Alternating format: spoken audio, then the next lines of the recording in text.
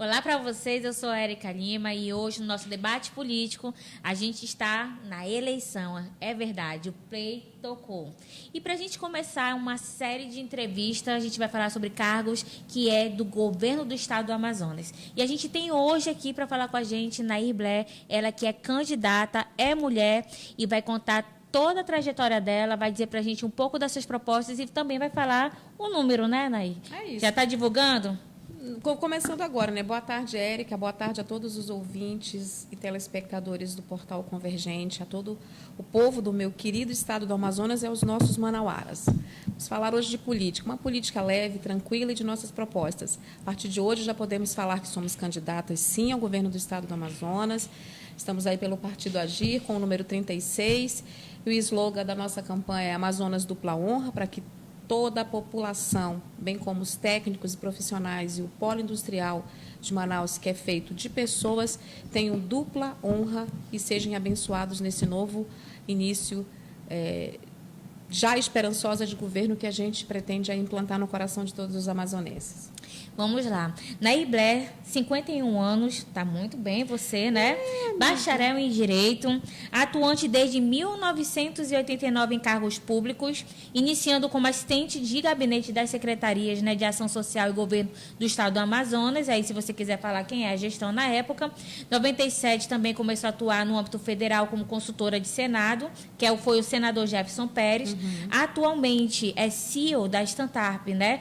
Mais Saúde DF, com enfoque em inovação e tecnologia, com prestação de serviços na área da saúde. E a gente vê também que tem muitas situações de saúde que pode ser discutido aqui nessa nossa conversa. A senhora também, né, lançou, né, foi lançada pelo Partido Agir, como bem colocou, antigo Partido Trabalhista Cristão, mudou a sigla, como candidato ao governo do estado do Amazonas. O lançamento da candidatura ocorreu no dia 24 de julho, né, que é a pré-candidatura, né, e aí eu vi você, né, nos bastidores ali, no momento do primeiro debate que ocorreu, e aí você entrou com mandato de segurança, a gente inclusive fez uma live, foi transmitindo ali ao vivo as movimentações. E aí você, nesse ano, se coloca como um cargo como esse, colocou lá e declarou no Tribunal Superior Eleitoral um patrimônio de 5,530 milhões, é isso? É, um pouquinho, né? Se não tivesse sido os inimigos, eu teria 10 vezes mais. É a segunda vez que Nair Blair participa de uma eleição, na primeira em 2018, como candidata a deputada distrital pelo PSC no Distrito Federal. Né? Então, antes de a gente entrar nos bastidores, quem é Nair Blair? Mãe, mulher, amazonense, empresária, funcionária pública por muitos anos, dedicada ao serviço prestado para a população, mas uma pessoa que sempre esteve ali nos bastidores, alguém que trabalhava discretamente, como boa parte dos amazonenses, que se especializou naquilo que fazia, sempre teve um compromisso muito grande voltado para as causas sociais, mas era sempre funcionária de alguém.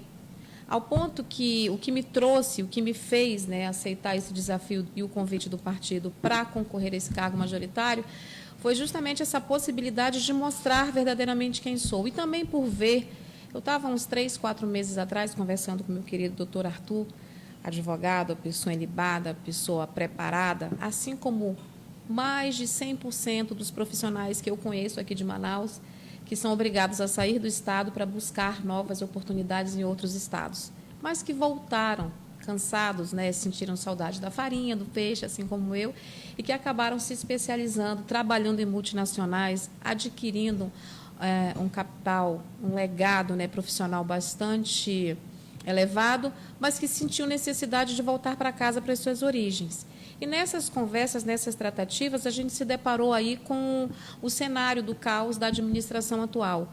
E eu ouvi vários comentários. Me lembro bem que isso estava datado no início de março deste ano, fora os anos anteriores, que realmente a situação ficou realmente bem delicada e vexatória, é que o atual governante dizia que, por fim, depois de 3 anos e meio, de ter uma equipe multidisciplinar trabalhando no projeto da revitalização da M010, que agora sim, com o projeto pronto, ele poderia dar início aos trabalhos de recuperação daquela via.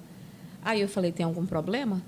Porque que estado é esse que passa 3 anos e meio para concluir um projeto com menos de 300 quilômetros de uma BR, que circula diariamente pessoas.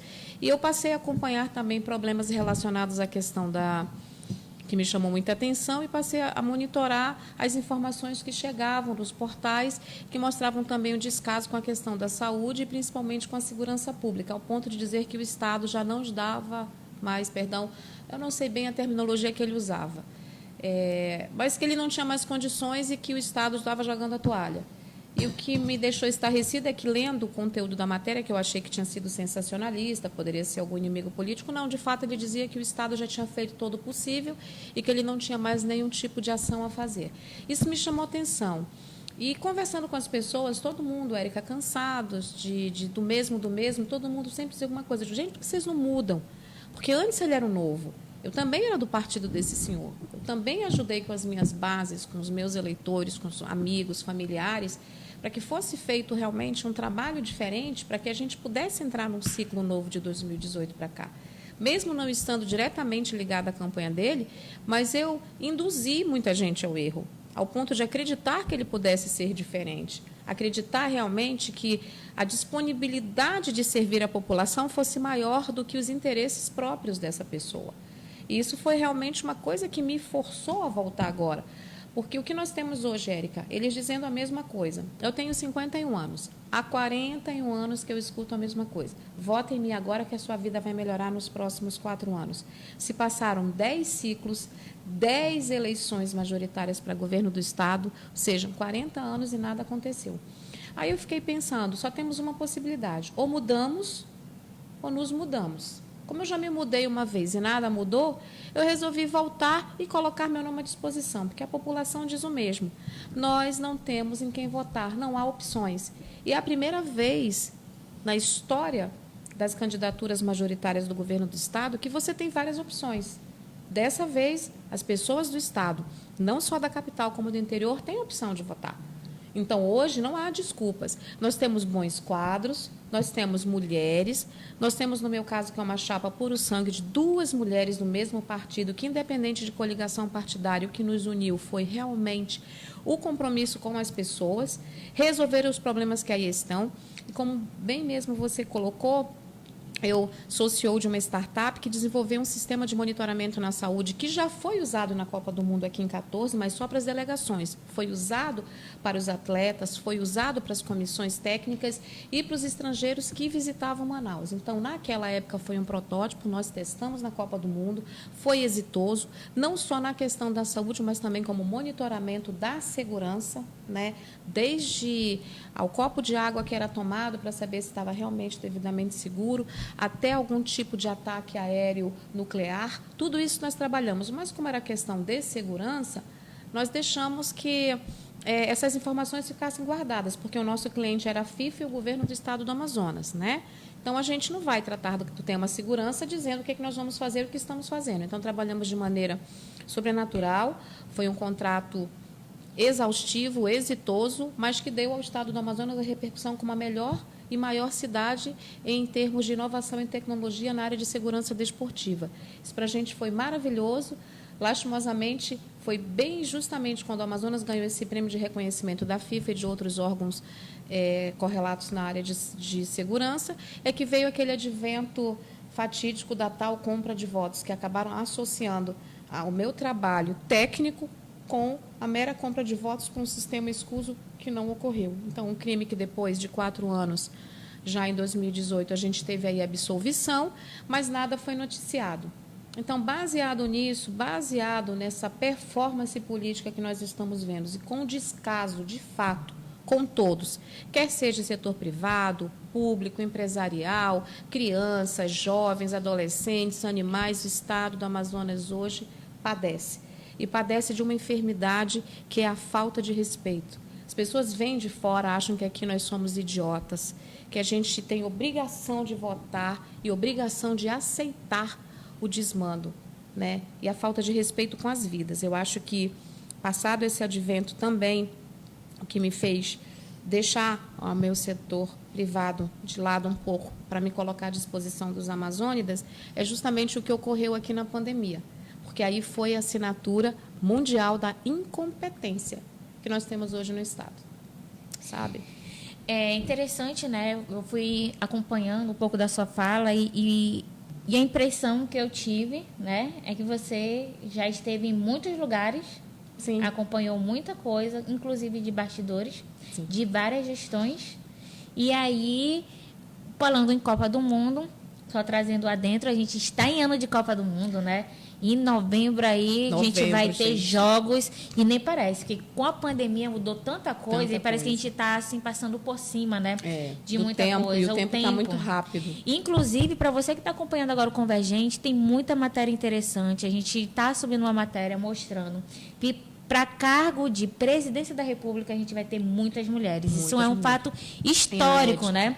E no governo do estado do Amazonas também. Nós temos 2 mulheres, temos vice. E aí eu vejo que isso é um movimento também.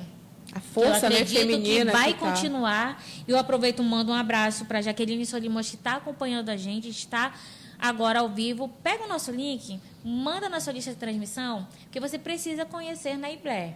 Ela é candidata a governo do estado do Amazonas. E de educação política a gente entende, porque o Convergente ele atua no ponto incomum.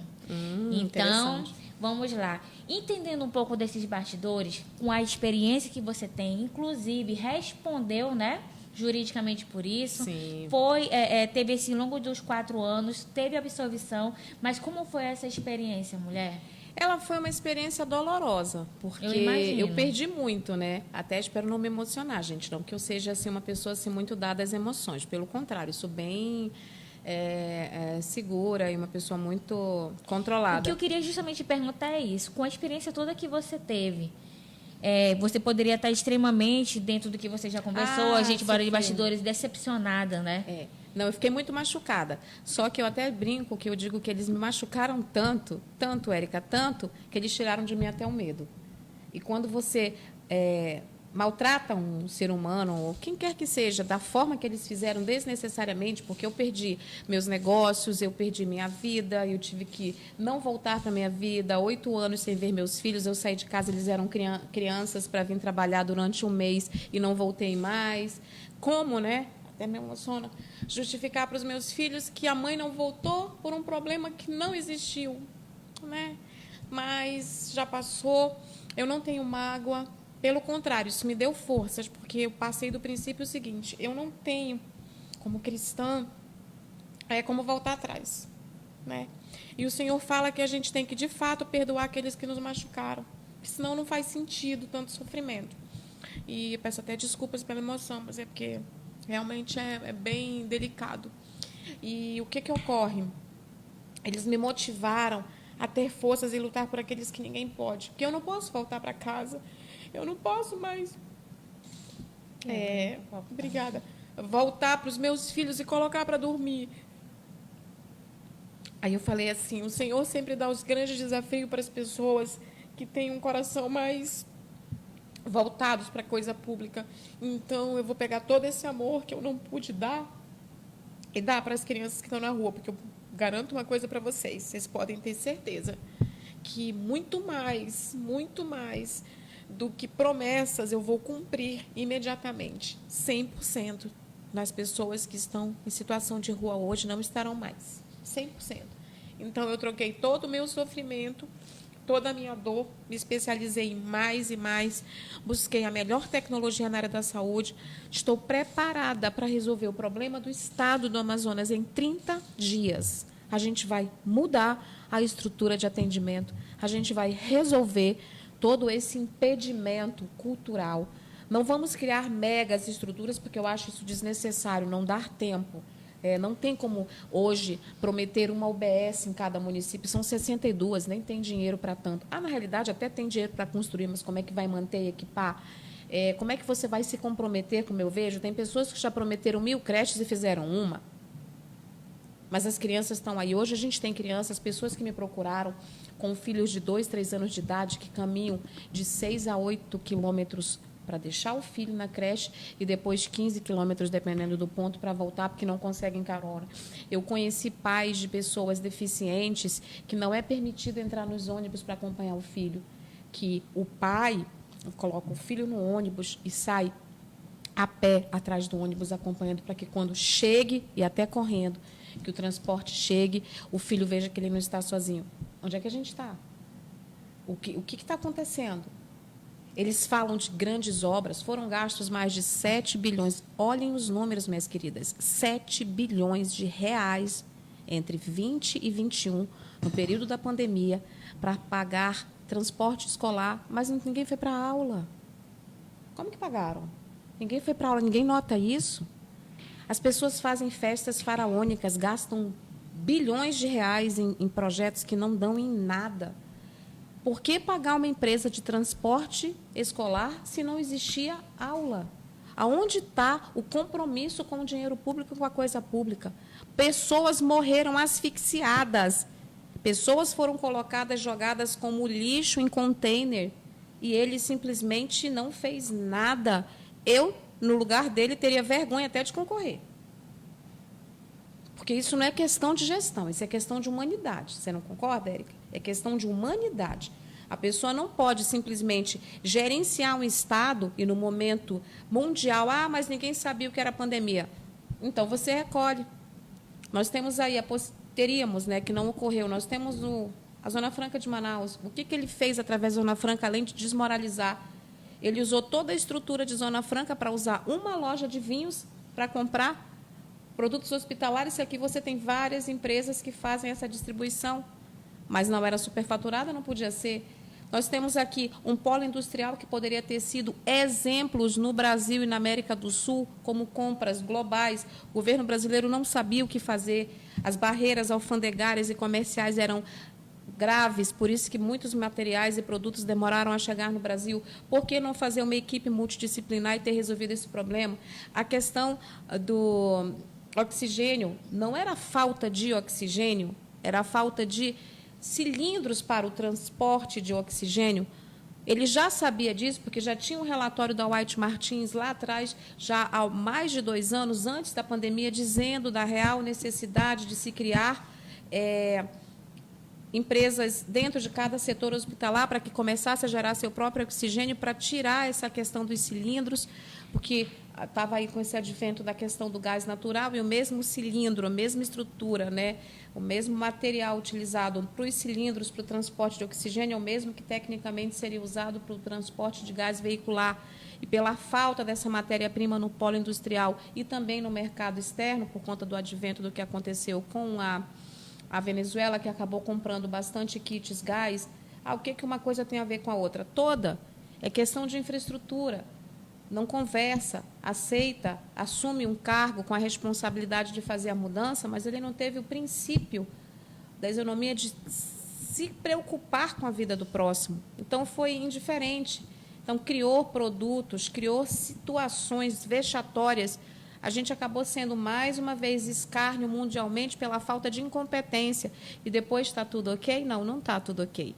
Isso precisa ser relembrado, é doloroso, mas as pessoas precisam entender que, se nós não tomarmos medidas energéticas agora, em menos de 4 anos, nós estaremos bem pior que a Venezuela. Isso é exagero, porque nós somos um país rico, nosso Estado é muito rico. A Venezuela também, gente, ela é a 2ª maior bacia petrolífera do mundo. Ela não é maior que o Iraque, que é, dentro dos Emirados Árabes Sauditas, a maior, hoje, fornecedora de petróleos do mundo. Ela está número 1 por conta da estrutura montada lá.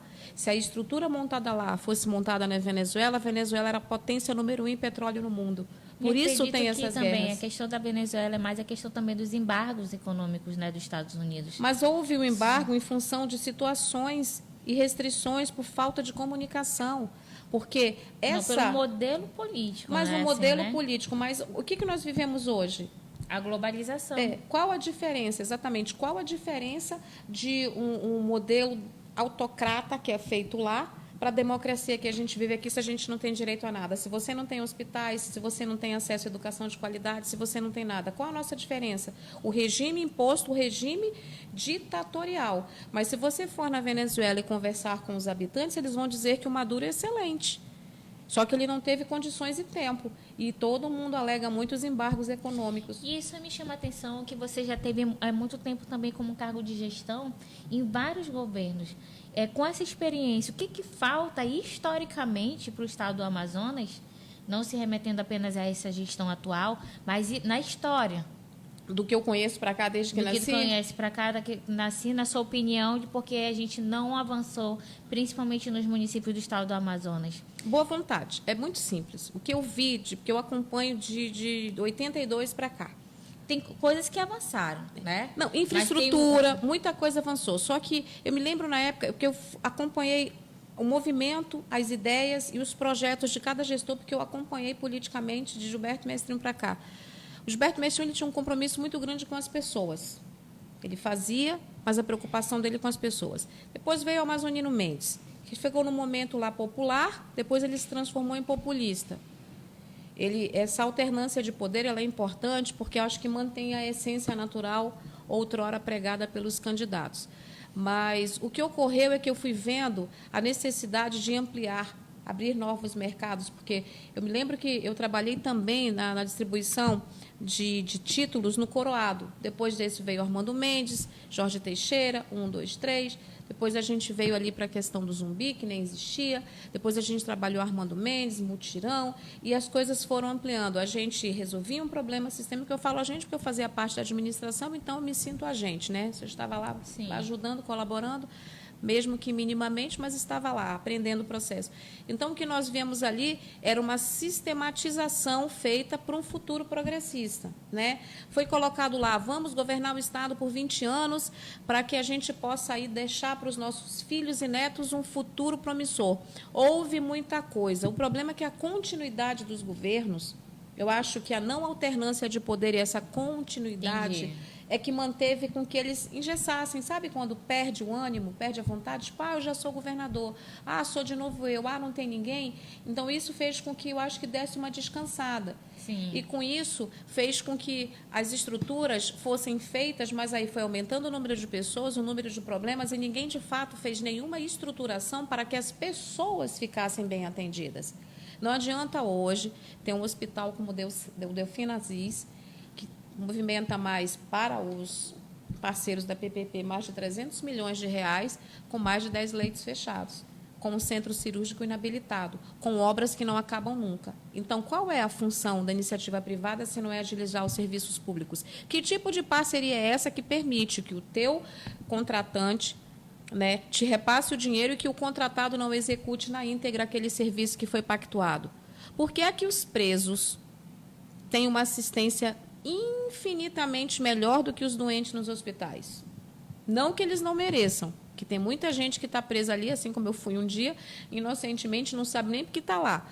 Mas acaba sendo levado por umas circunstâncias, mas o Estado cuida dele de maneira exemplar, em custos, tá? Não que o sistema o trate de maneira exemplar. Eu estou falando que o valor destinado para a manutenção dessas pessoas é superior àquelas que são gastas na questão de saúde e até mesmo no caso da merenda escolar de algumas, no caso aqui da maioria das crianças. Então, o que falta realmente é um compromisso, respeito. Qual é o diferencial dos candidatos homens para mim, pelo menos mulher?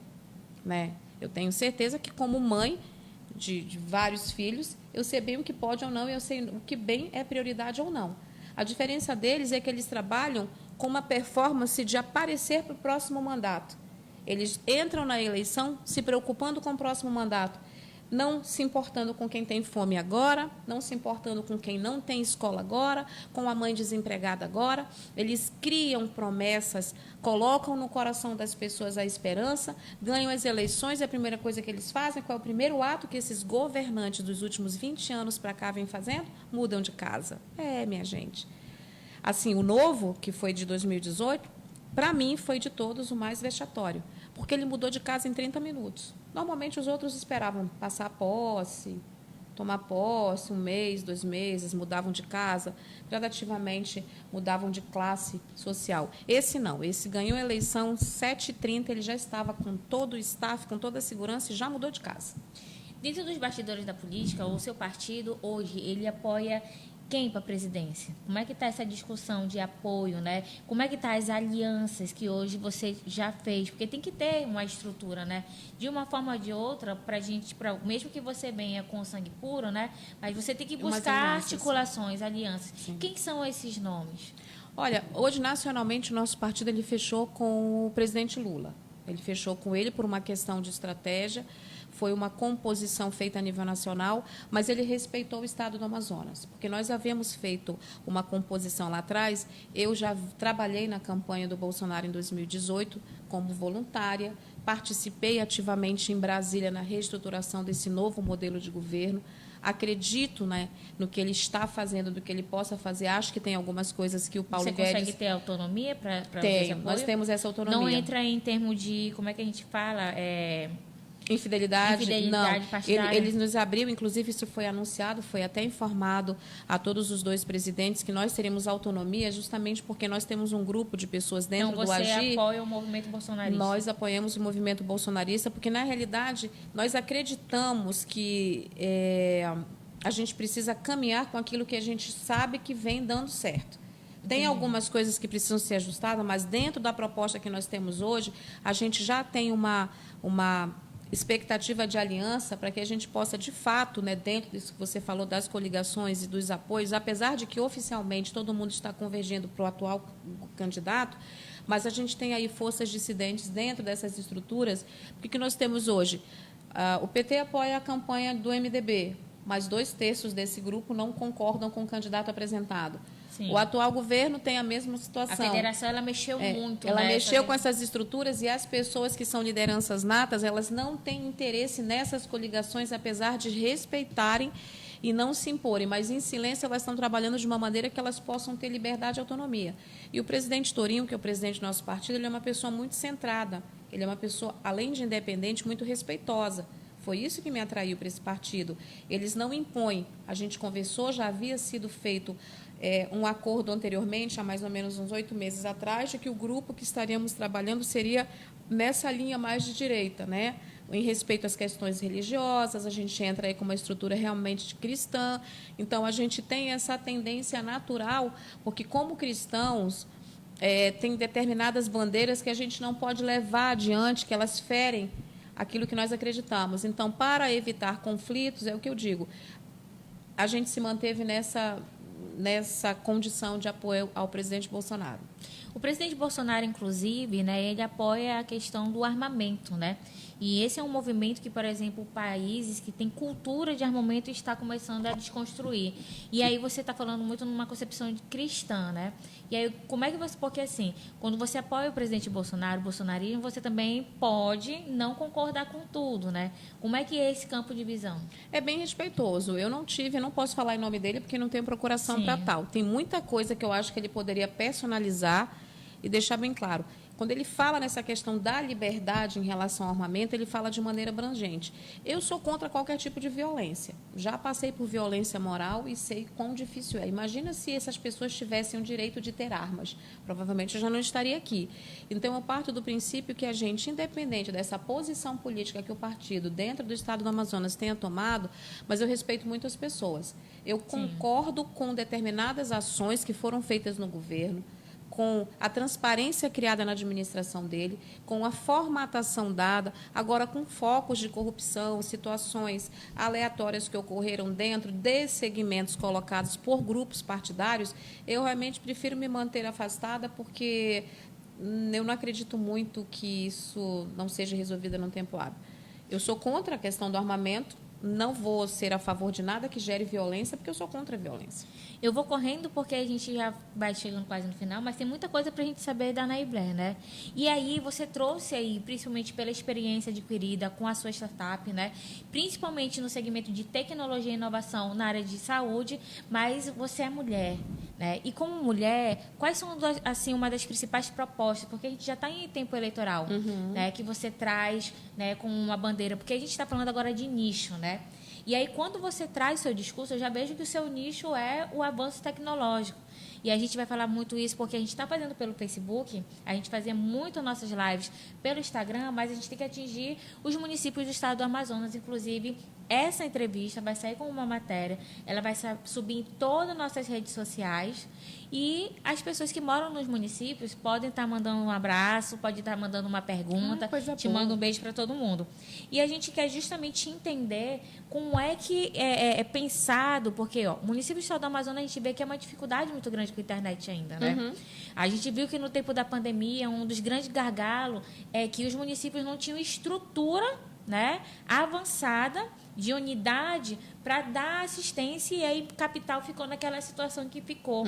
E ninguém imaginava que a gente ia passar por uma pandemia. E aí existe uma série de outras situações. Porém, eu vejo assim que, além desse nicho tecnológico de inovação voltado também para a saúde, e você trouxe a sua expertise, né, retratando a sua influência e experiência na Copa do Mundo que a gente teve, que teve uma repercussão muito grande, que a gente teve jogos aqui, locais, foi maravilhoso.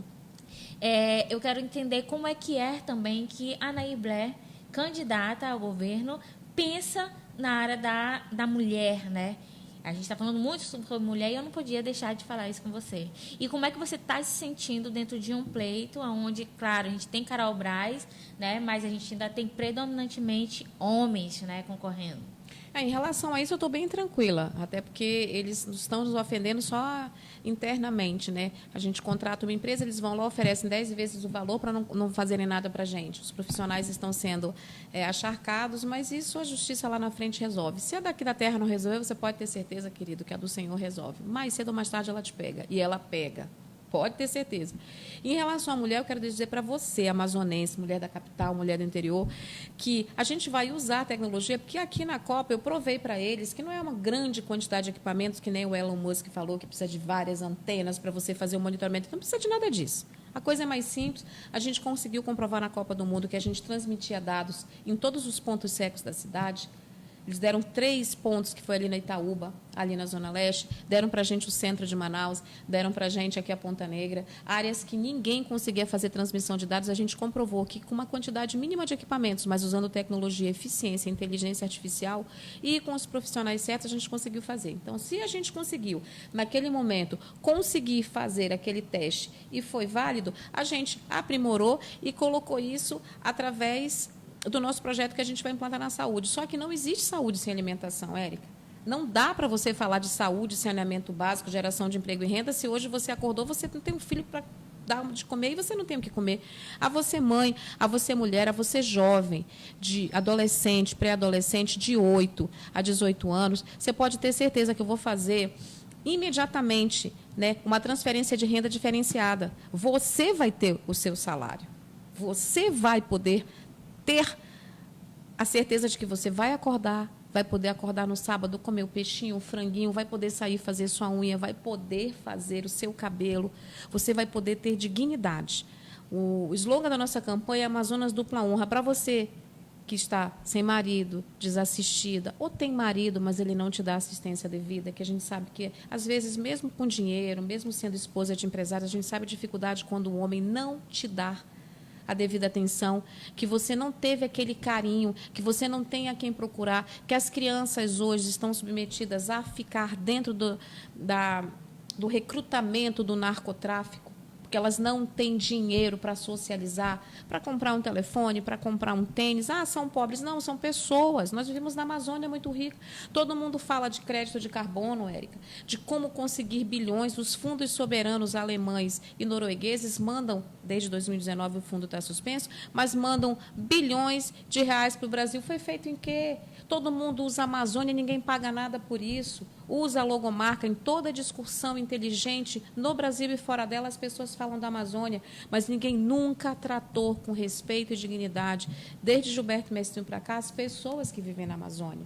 Então, eu quero fazer para você, como para mim, que, graças a Deus, tive a oportunidade de buscar conhecimento, de buscar entendimento, de buscar experiência, de que nós podemos fazer a diferença. Me dê seu voto, me dê o seu voto de confiança. Eu não vou te prometer, eu vou cumprir para você, que a gente vai, em 45 dias, mostrar para você que nós temos chance de mudar nossa história pelos próximos 45 anos. Vamos mudar. Vamos usar esse período, vamos nos unir, vamos votar, vamos fazer a diferença.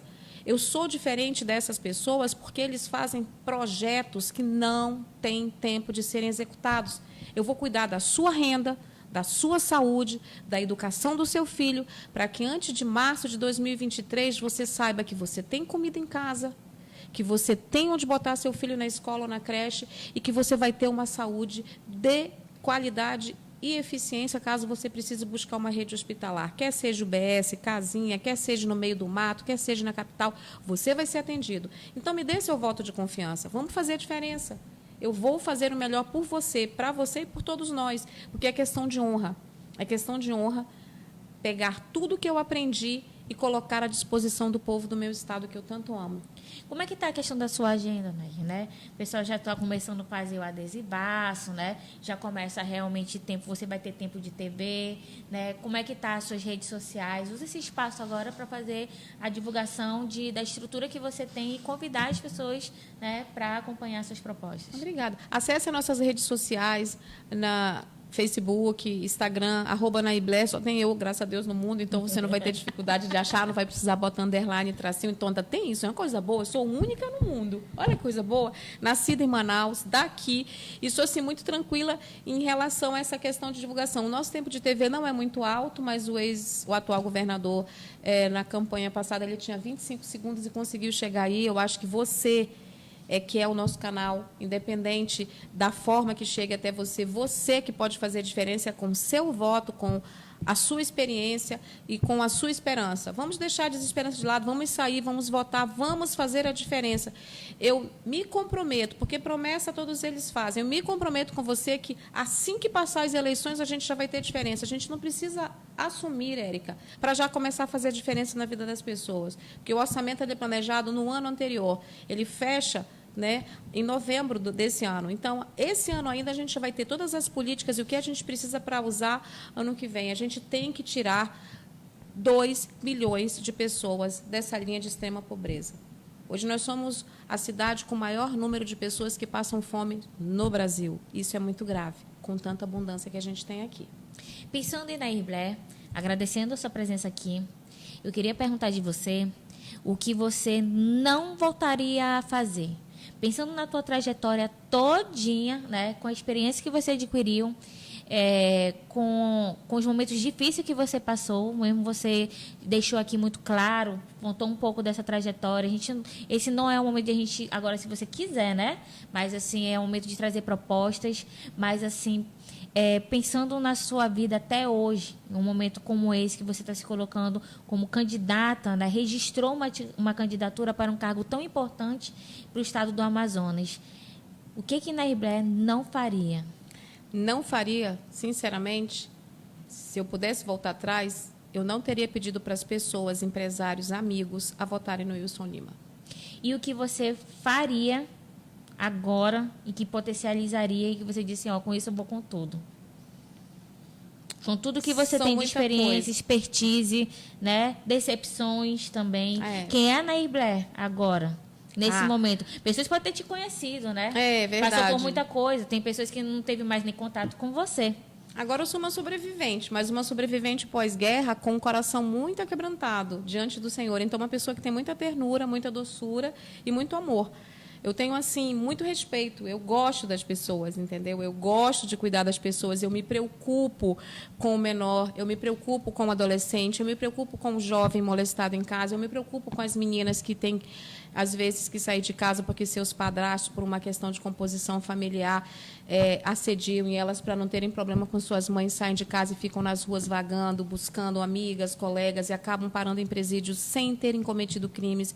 Eu me preocupo com o animal, porque hoje nós não temos animais de rua, nós temos animais abandonados nas ruas, como as crianças, temos muita gente morando na rua, temos muitos estrangeiros. Hoje, como você me comentou, quando eu cheguei aqui, teve um incidente sério no centro de Manaus, ali na feira, né, na questão do fogo tocado no mercado municipal. A gente tem aí o desespero das pessoas ao ponto de estamos no limite que as pessoas elas perderam a esperança. E esse é um nível grave de que as pessoas podem cometer crimes contra elas e contra pessoas em volta, porque elas começam a entrar no estágio de desespero. Isso é muito ruim. Então, o que eu quero fazer hoje por você e o que eu me comprometo em fazer é tirar você dessa letargia de pensamento, é trazer você a ter fé como eu. Se eu, que sou sobrevivente de um sistema pernicioso, ganancioso, que nunca permitiram que uma mulher como eu tivesse vez e voz para mostrar não só meu trabalho, que para trabalhar calada, eu sempre fui muito bem contratada e referendada, mas eles nunca me deixaram ficar de linha de frente. Eles sempre me temeram, mas eu achava que era por questões culturais, não porque de fato eu tinha algo diferente a fazer. Mas o que eu me comprometo a fazer é mudar realmente a sua história, começando pela sua cabeça. Vamos juntos fazer a diferença, porque só as nossas escolhas hoje podem definir o que nós seremos no futuro. A gente sabe que as coisas acontecem muito rápido no meio político, né?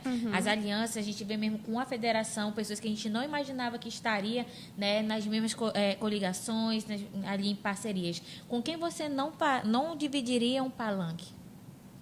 Eu não acredito. Se a gente tiver o mesmo propósito, porque eu acho, inclusive, tocando nesse assunto, muito pertinente a sua pergunta, por que eles não se unem assim quando teve a crise do Covid? Por que eles não se unem assim quando tem uma enchente? Por que eles não se unem, deixam os partidos, deixam os interesses individuais e falam para o coletivo quando tem que resolver um problema de Estado? Eles só se unem em véspera de eleição, minha gente.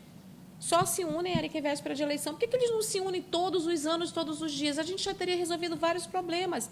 Eles deixam as questões de fidelidade partidárias, eles deixam bandeiras, eles deixam rusgas, eles deixam problemas, eles passam até a se amar. Eles poderiam usar isso no período de governo. Eu acho que seria super interessante. Eu não tenho com quem não me aliançaria. Se o propósito for o Amazonas, eu subo em qualquer palanque, desde que respeitem as pessoas.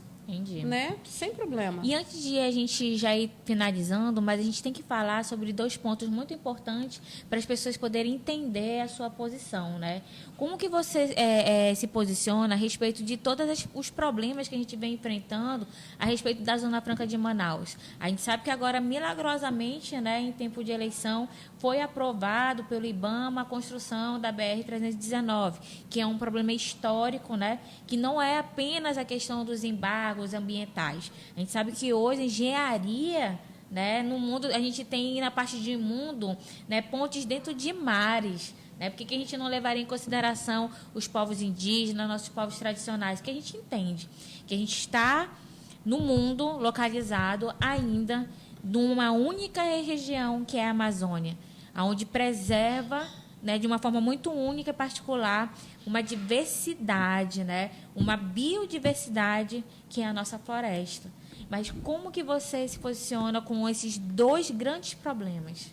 Olha, se você tem um problema aqui, é como um câncer. Ou você extirpa, ou você cura.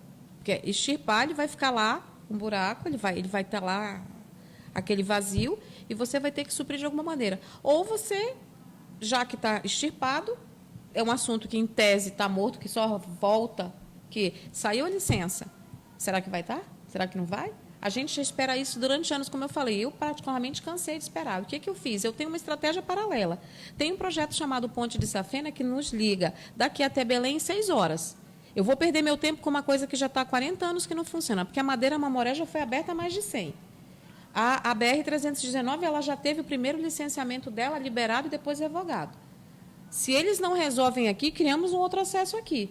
O que acontece hoje no Estado é que eles têm uma via única de atendimento. Vamos discursar sobre a BR-319. Eles passam ano, saem ano falando a mesma coisa. Eles não aceitam medidas alternativas. Tem projetos no Exército, Érica, que já foram aprovados, que são viáveis, em que o custo é muito menor. O tempo é muito menor, só que vai ter que envolver termos de cooperação entre 2 estados, porque 2/3 da margem vai ter que ser feita pelo Amazonas e o outro 1/3 pelo Pará. Mas quem vai pagar? Não tem quem vai pagar. Temos dinheiro. Dá para fazer. Não tinha um slogan de um outro candidato que dizia isso? E é verdade, o Amazonas tem dinheiro, gente, dá para fazer. Já foi construída uma estrada, uma BR aqui internacional, que é a 174, com recursos próprios. Se isso foi feito lá atrás, por que não agora? Aonde está o compromisso do desenvolvimento? E por que só nós somos obrigados a preservar o mundo inteiro?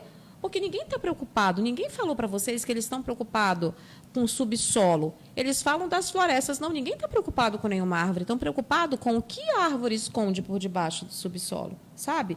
Com as riquezas minerais, com a potência que nós temos para ser a solução de biocosméticos, de biomedicina. A gente pode resolver do câncer, aqui, com o que nós temos ao armamento nuclear que ninguém tem no mundo.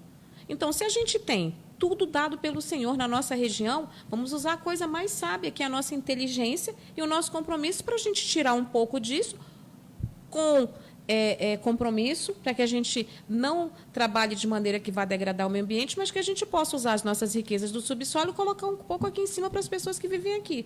Porque eles têm para a gente uma coisa muito séria. Eu estava conversando com uma amiga e a gente chegou à seguinte conclusão: o Brasil ele não foi descoberto, a Amazônia não foi descoberta, nós fomos invadidos. E tá, invadiram, e aí? Nós temos que mudar, aí passamos a ser aborígenes, indígenas, povos disso, ribeirinhos. Eles classificam as pessoas originárias herdeiras dessa terra como excluídos. Eles nos excluem e a gente é obrigado a manter um sistema. E sai ouro, e sai diamante, e sai minério, e sai potássio, e sai tudo, mas a gente não pode ver. Abriu-se um corredor gigantesco do narcotráfico. Pode entrar tudo. A Amazonas não fabrica nada, mas ela é um corredor que todo mundo se sente seguro, porque virou terra sem lei. Mas virou terra sem lei porque o Estado não tem interesse de proteger as nossas fronteiras. Nós somos, geograficamente, 69%, né, de área verde preservada no mundo. Nós temos 2/3 da água potável do mundo. E por que a gente não vende o que a gente tem? Porque não é possível que a gente vá vender uma água de qualidade, mas tem empresas chinesas que vendem a nossa água a preços caríssimos, mas a gente não recebe nada de royalties por isso. Então, a gente tem que deixar essa posição de vítimas do sistema ambiental e passarmos a ser protagonistas. Todas as reuniões, Érica, quer seja na ONU, quer seja na FIFA, porque se houve jogo em Manaus, quem manteve a manutenção dos jogos aqui fui eu. Eu estava lá presente quando os ingleses, quando os portugueses, quando os americanos se recusavam a jogar em Manaus. Você se lembra disso? Que eles fizeram várias matérias porque eles se recusavam a jogar porque não tinha segurança, que eles não se sentiam seguros, que a cidade não tinha infraestrutura. Eles foram... Chegou ao ponto a FIFA que ela ia desistir de Manaus como cidade-sede. Ela ia tirar a Arena das Dunas em Natal, ia tirar a Arena Amazonas, ia tirar a Arena lá do Paraná, porque eles não estavam conseguindo manter aqueles jogos. E a gente conseguiu lá provar. Então, eu pensei, se naquele momento de decisão mundial nós tivéssemos, de fato, representantes que fossem colocados nas grandes decisões, como no caso da vinda do Elon Musk para cá, para decidir sobre a descentralização da informação em relação à internet nas cidades e nas escolas. As escolas no interior elas já têm internet. Ela pode ser inoperante, não funcionar efetivamente como se deve, mas ela já existe. Eles não podem nos tratar como se nós não tivéssemos vida inteligente e nem pessoas que tivessem condições de sentar. Não existe nenhum amazonense ou nenhum amazônida, que necessariamente não precisa ser um amazonense, mas nenhum amazônida sentada para discussões quando se fala de Amazônia. Então, vamos mudar. Queremos mudar isso, porque temos mulheres maravilhosas como você, como eu, como todas as outras que nos assistem, homens maravilhosos, profissionais. Temos aí a Bionorte, que eu fiquei sabendo que ela tem mais de 200 teses para desenvolver a questão da biocosmético aqui na Amazônia. Alguém chamou eles? Não. Mas na hora de universidades também, universidades maravilhosas. Eu tiro essa que são 200 teses preparadas. Temos todas as universidades, temos todo um corpo técnico jurídico necessário aqui, temos mão de obra especializada, e na hora que vai tratar de segurança essa que eu já tinha feito para o governo do estado do Amazonas, o ex-prefeito de Nova York pagaram $5 milhões para ele escrever uma meia dúzia de indicativos do que ele sugeriria para tratar, aqui na questão da segurança. É ofender. Ele pode ganhar $5 milhões, mas o profissional de Manaus não pode ser chamado para ganhar R$50 mil.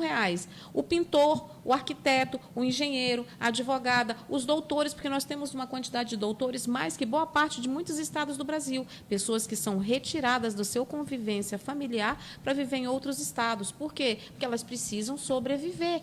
Elas precisam dar vazão ao seu conhecimento. E por que o Estado não absorve? Então, meu compromisso é mudar esse paradigma para que as pessoas da casa possam fazer. Quando eu falo da casa, gente, não é só nascida em Manaus, que nós temos mais de 350 mil paraenses vivendo aqui. Nós temos mais de 300 mil maranhenses vivendo aqui.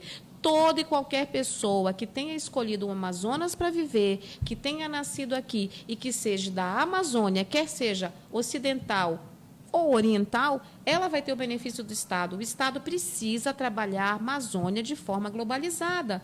Nós não somos uma cidade qualquer, nós somos um Estado-nação. E ninguém nos nota. A gente agradece muito a sua presença aqui.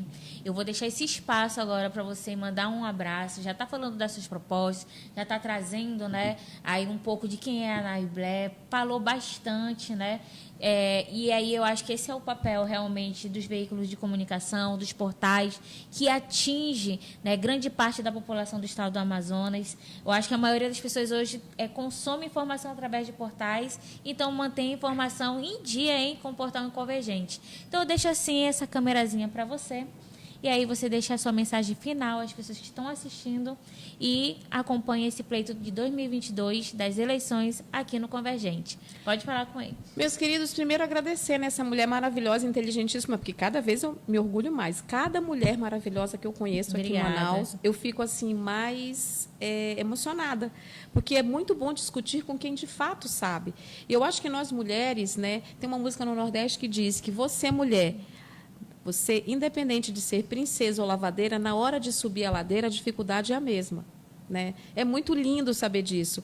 Então, para você, mãe, mulher, me bote no seu coração. Vamos fazer a diferença. É diferente dessa vez, Érica. É bom poder conversar sem arrogância, sem a prepotência, com conhecimento globalizado. Porque não tem só uma Nair Blé, tem uma Érica, tem milhares e milhares de mulheres que eu posso te representar com uma voz trancada, com um direito que não foi exercido na sua universidade, no seu mestrado, no seu doutorado, no seu pós-doutorado. Me dê a chance de poder fazer a diferença na sua vida e juntas e juntos, porque tem os rapazes também, que eu sei que você também tem uma mãe, que hoje somos maioria, né, em todos os segmentos, aqueles que não... Grande parte do estado do Amazonas, a maioria são eleitores mulheres. Mulheres. E aqueles meninos que nasceram, e os rapazes também, as suas mães também são mulheres. Então, vamos nos unir para fazermos a diferença.